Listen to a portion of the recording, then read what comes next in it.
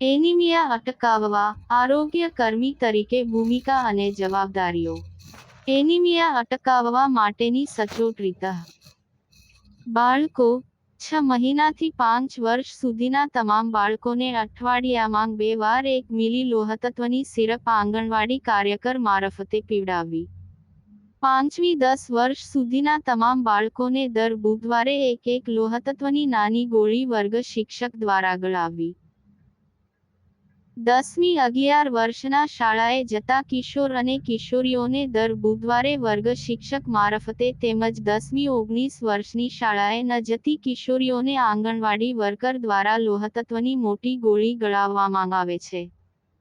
સગર્ભા મહિલા 1 ગોળી દરરોજ 6 મહિના સુધી સગર્ભા મહિલાઓને આંગણવાડી કેન્દ્ર દ્વારા પૂરી પાડવામાં આવે છે.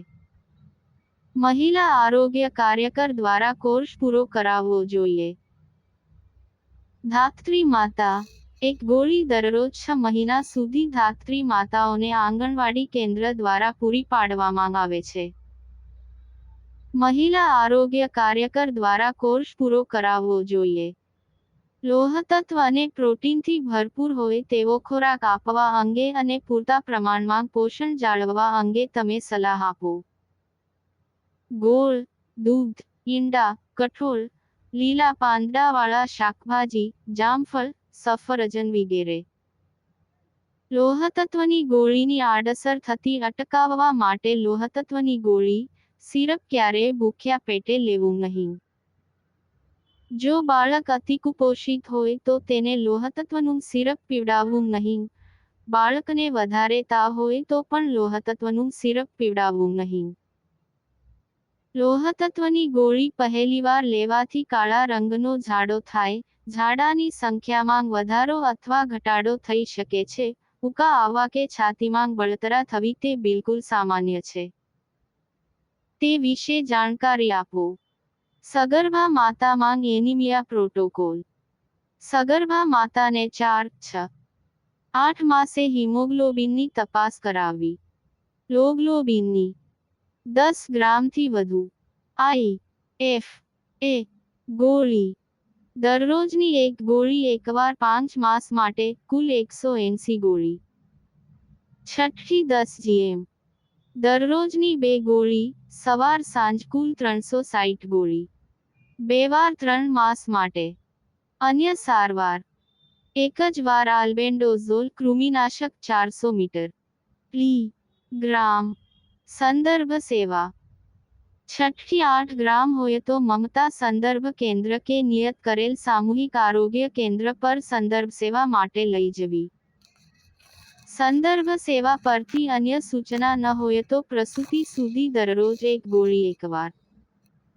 આયર્ન ફોલિક એસિડ, લોહતત્વ એનિમિયા.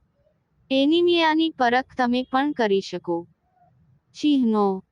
ફિક્કી આંખ, ફિક્કી હથેળી, ફિક્કી જીભ. અભ્યાસમાં ઓછું ધ્યાન. લક્ષણો. ઘરકામમાં ઓછું ધ્યાન. વારંવાર માંદગી. લોહતત્વ કયા ખોરાકમાંથી મળે? શાકાહાર. લીલા પાંદડાવાળા શાકભાજી, કોથમીર, ફુદીનો, સરગવો, કારેલા, કંટોલા, બીટ, કોબીજ, બાજરો, ગોળ, કાળા તલ, તરબૂચ, ખજૂર વગેરેમાં લોહતત્વનું પ્રમાણ વધારે હોય છે. યાદ રાખો. રોજિંદા ખોરાકમાંથી લોહતત્વની પ્રાપ્તિ સુધારવા માટે આટલું કરો.